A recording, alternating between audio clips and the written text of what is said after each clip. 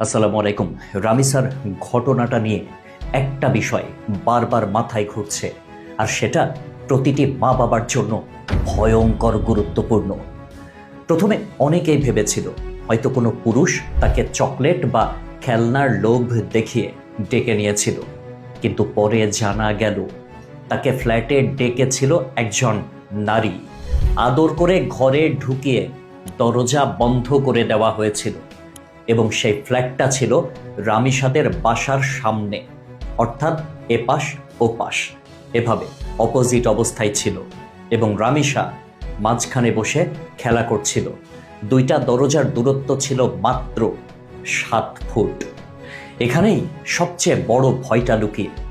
আমরা সাধারণত সন্তানদের শেখাই অচেনা পুরুষদের থেকে দূরে থাকবে, কিন্তু সময় বদলে গেছে। এখন শুধু পুরুষ নয়, অন্ধবিশ্বাসের জায়গাটাও ভয়ঙ্কর হয়ে উঠেছে। কারণ শিশুরা খুব সহজে আপন হয়ে যায়। কেউ একটু আদর করলো, একটা চিপস দিল, একটা কার্টুন দেখানোর কথা বলল, ব্যাস তারা নিরাপদ ভেবে কাছে চলে যায়। আর এই সরলতাকে ব্যবহার করছে কিছু নরপিশাচ। সবচেয়ে কষ্টের বিষয় হলো, অনেক ঘটনায় দেখা যাচ্ছে অপরাধে নারীরাও জড়িত। একজন নারী হয়ে আরেকটি শিশুর কান্না, ভয়, ব্যথা সবকিছু দেখেও চুপ থাকতে পারে। এটা হয়তো অনেকের কাছে অবিশ্বাস্য, কিন্তু বাস্তবতা এখন আরো নির্মম। শুধু নির্যাতন নয়, প্রমাণ লুকানো, অপরাধীকে পালাতে সাহায্য করা, এসব ঘটনাও সামনে আসছে। আর এসব দেখে একটা বিষয় পরিষ্কার, শুধু মহিলা মানুষ বলেই কাউকে শতভাগ নিরাপদ ধরে নেওয়ার সময় আর নেই।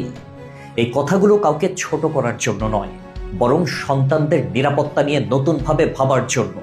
কারণ অধিকাংশ শিশু নির্যাতনের ঘটনা ঘটে পরিচিত পরিবেশে, পাশের বাসা, আত্মীয়ের ঘর, খেলতে যাওয়া কোনো ফ্ল্যাট, পরিচিত আন্টি বা ভাইয়া, এসব জায়গায় অনেক সময় বিপদের কারণ হয়ে দাঁড়ায়।